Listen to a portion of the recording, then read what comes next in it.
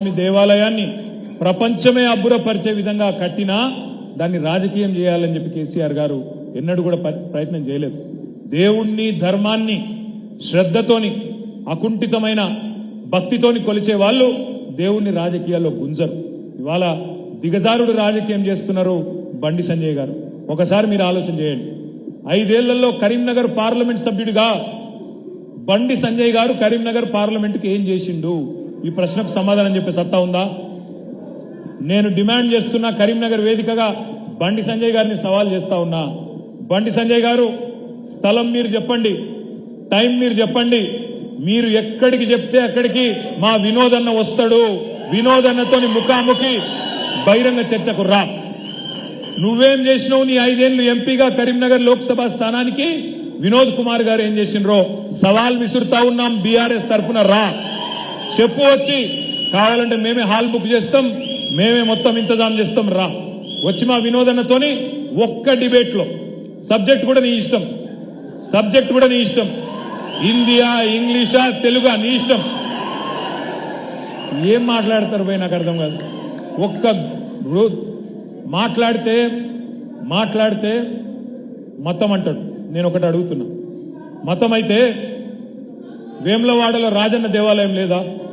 కరీంనగర్ లోక్సభ పరిధిలో వేములవాడలో రాజన్న దేవాలయం లేదా? ఇల్లందకుంటలో హుజూరాబాద్ లో ఇల్లందకుంటలో రాములవారి దేవాలయం లేదా? ఎక్కువ దూరం లేదు, పక్కనే సొప్పదండిలో కొండగట్టులో అంజనాలయం లేదా? మరి ఈ 3 గుడులున్నాయే. 5 పైసలు తెచ్చినవా నరేంద్ర మోడీని అడిగి? 5 ఏళ్లలో 5 పైసలు తెచ్చినవా? ఒక్క గుడి గట్టలే, ఒక్క బడి గట్టలే, మీదికెళ్ళి బిల్డప్ ఒకటి. నేను ఇంకొక మాట అడుగుతున్నా, గంగుల కమలాకరన్ ఇక్కడనే ఉన్నాడు. గంగుల కమలాకరన్న తిరుమల తిరుపతి దేవస్థానం అక్కడ ఉండే జగన్మోహన్ రెడ్డి గారిని, అక్కడ ఉండే టీటీడీ బోర్డు చైర్మన్ కలిసి ఇలా అద్భుతమైన అపురూపమైన వెంకటేశ్వర స్వామి ఆలయాన్ని కట్టించింది మా గంగుల కమలాకర్ గారు, మా వినోద్ కుమార్ గారు కాదా? ఇది వాస్తవం కాదా? అంటే ఇక్కడ హిందూ గానోళ్ళు ఉన్నారు.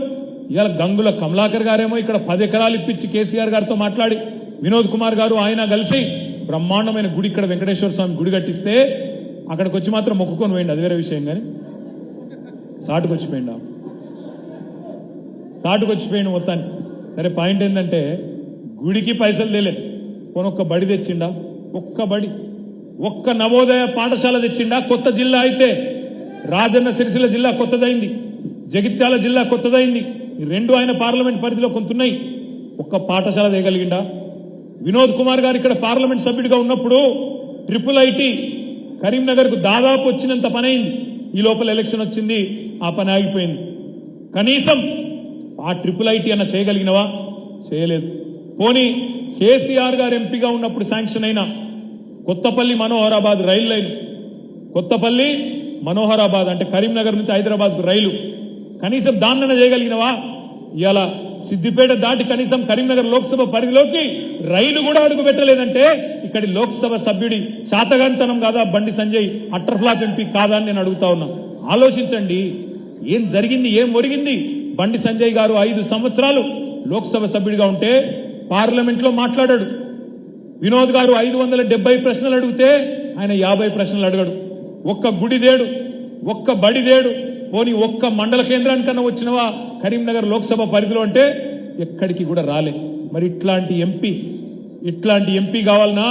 లేదా చదువుకున్న విద్యావంతుడు మన తరపున మన గలం, మన బలం, మన దళంగా అక్కడ విరుచుకొని పడే వినోద్ కుమార్ గారు కావాలన్నా ఆలోచించాలని చెప్పి నేను కోరుతా ఉన్నా.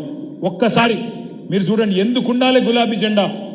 ఎందుకుండాలి గులాబీ జెండా పార్లమెంట్ లో అంటే గత 10 ఏళ్లలో లోక్సభలో మనం ఎన్ని ప్రశ్నలు అడిగినాం, బీజేపీ వాళ్ళు ఎన్ని అడిగినరు, కాంగ్రెస్ వాళ్ళు ఎన్ని అడిగినరో ఒక్కసారి చూడండి. ఇది వినోద్ గారు బండి సంజయ్ గారి మధ్యన తేడా. వినోద్ గారు 5 ఏళ్లలో 106 చర్చలలో పాల్గొన్నాడు. 553 ప్రశ్నలు అడిగిండు తెలంగాణ తరఫున. మీరెందుకు మాకు రావాల్సిన ఇయ్యరు అని నిలదీసిండు. మాకు రావాల్సిన ఇయ్యండి చట్టపరంగా అని అడిగిండు. 10 ప్రైవేట్ మెంబర్ బిల్లులు పెట్టిండు. చదువుకున్న వాడైతేనే పెట్టగలుగుతాడు, అది ఇంకోటి పెట్టలేడు. ఇక ఇక్కడ దిక్కు చూడండి, 6 చర్చలు.